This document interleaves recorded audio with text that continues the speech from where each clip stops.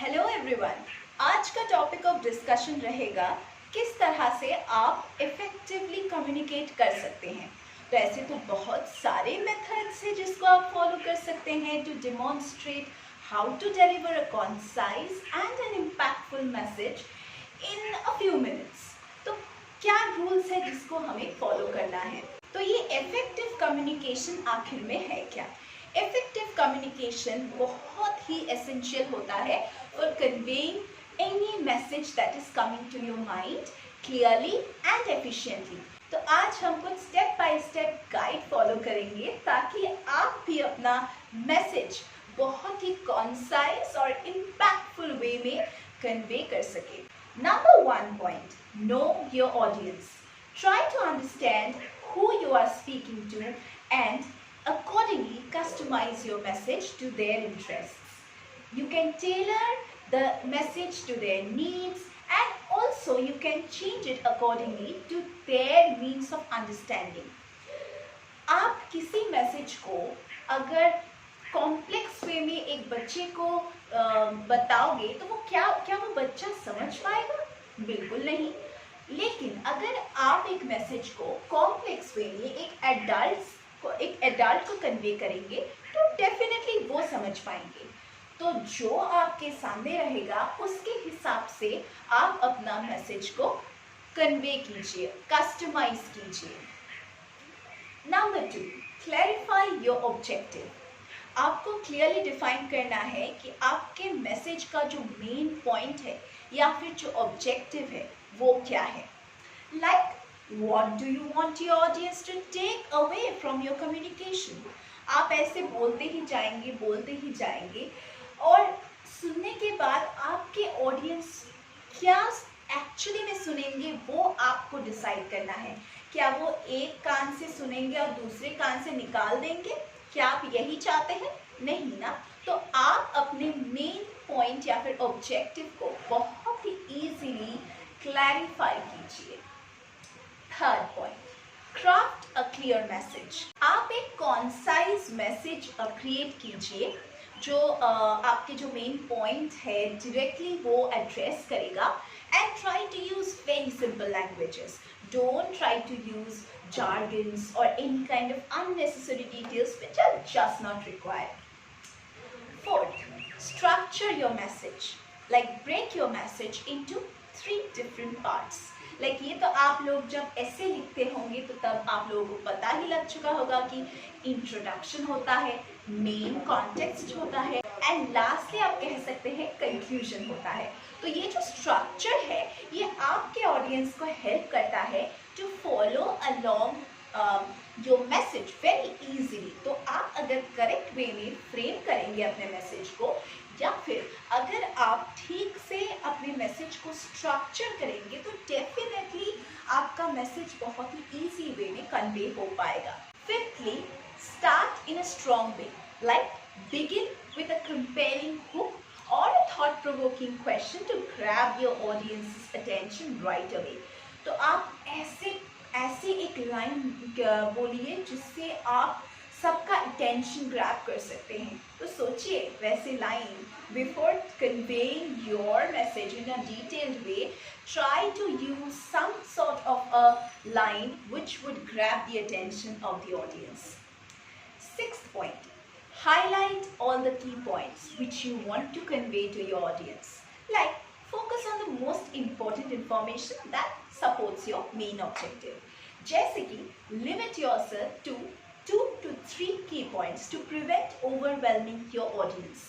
तो ज़्यादा पॉइंट्स लेके आप अगर सोचेंगे कि आप इतनी ज़्यादा बोलेंगे ऑडियंस के सामने और ऑडियंस बिल्कुल फ्लैट हो जाएंगे, ऐसे तो कोई बात है नहीं। तो आप ज़्यादा से ज़्यादा आप 2 से 3 पॉइंट्स हाईलाइट कीजिए और उसको बताइए। 7th point, use examples. Try to illustrate your points with relevant examples or anecdotes। इस तरह से आप कन्वे करेंगे अपने मैसेज को तो ये बहुत ही रेलेवेंट रहेगा एंड रिलेटेबल भी रहेगा एज वेल एज मेमोरेबल भी रहेगा। Next suggestion would be engage with visuals. If appropriate, try to use simple visuals, जैसे कि डायग्राम्स यूज़ कीजिए, चार्ट्स यूज़ कीजिए, इमेजेस यूज़ कीजिए। बिकॉज अगर आप लोग फॉलो करेंगे कि कुछ अगर हम टीवी में देखते हैं या फिर अगर आप नेटफ्लिक्स पे देखते हैं, अगर आप जी प्राइम में देखते हैं, तो ये सभी चीज़ आपके दिमाग में रह जाता है। लेकिन अगर आप कुछ पढ़ेंगे, क्या वो इतना जल्दी रह जाता है आपके दिमाग में? बिल्कुल नहीं, क्योंकि आप वो विजुअलाइज नहीं कर पाते हैं। तो विजुअल्स यूज करना in the form of diagrams, charts, pie charts, bar diagrams, images, अगर ये आप यूज करेंगे तो समझ में तो सिंपल वे में समझने में भी आएगा, और आप बहुत ही इजीली आप रिस्टोर कर पाएंगे सभी चीज़ों को। Next guide would be confident. तो मेंटेन कीजिए एक गुड आई कांटेक्ट, स्टैंड और सिट स्ट्रेट। अगर आप अपने शोल्डर्स को श्रग करेंगे ऐसे और ऐसे बताएंगे, तो ये तो बहुत ही एक नेगेटिव इम्पैक्ट डालेगा ऑडियंस में, right? So this would show that you lack confidence. अगर आप फंबल करेंगे, अगर आप ठीक से बात नहीं करेंगे, चाहे वो जो भी लैंग्वेज हो, ठीक है, यहाँ पे हम सिर्फ इंग्लिश के बारे में नहीं बात कर रहे हैं, चाहे वो जो भी लैंग्वेज हो, अगर आप कॉन्फिडेंटली उस लैंग्वेज में नहीं बात कर रहे हैं, तो कोई क्यों सुनेगा? अगर आप हाफ वे कुछ बता रहे हैं, उसके बाद एक लंबा पॉज ले रहे हैं, तो कौन सुनेगा आपका बात? तो this helps you to convey your message more effectively if you continue the way you are saying. किसी भी ऑडियंस के सामने कुछ इंपॉर्टेंट बताने से पहले आप डिलीवरी स्पीच प्रैक्टिस कीजिए। Like practice your delivery speech to ensure that you stay within 1 minute time frame. अगर most of the time frame is given, that is 1 minute mostly. So आपको बहुत ही natural way में और composed way में ये 1 minute use करना है, okay? Because I'm talking about most of the time, क्योंकि 1 minute में बहुत ही like compact way में आपको बात करना पड़ता है। तो आप अपने स्पीच का जो स्पीड है वो उतना ज़्यादा मत बढ़ाइए, पर लेकिन आप पॉइंट्स इंक्लूड कीजिए। जो पॉइंट्स है बहुत ही शॉर्ट फॉर्म में आप इंक्लूड करके सभी पॉइंट्स आप 1 मिनट में ज़रूर बताइए। उसके लिए आपको डेफिनेटली प्रैक्टिस करना पड़ेगा। नेक्स्ट हो रहा है आपका जो गाइड होगा, वो है avoid any kind of fillers.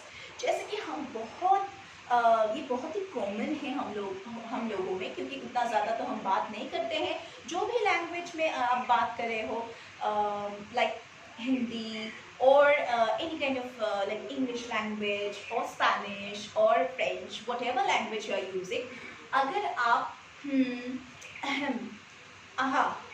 अगर आप ऐसे वर्ड्स यूज़ करेंगे, if you are suppose out of words and you do all these things like and you're continuously using the word and और ऐसे अगर आप सोचेंगे और ऐसे अगर आप यूज़ करेंगे like this, so ये आपके स्पीच में थोड़ा सा नेगेटिविटी डाल रहा है। तो pausing briefly is better। अगर आप सोच नहीं पा रहे हो, अगर आप सोचना चाहते हो कुछ टाइम के लिए, ब्रीफ टाइम के लिए, तो डेफिनेटली आप सोचो, लेकिन ऐसे वर्ड्स यूज मत करो जैसे कि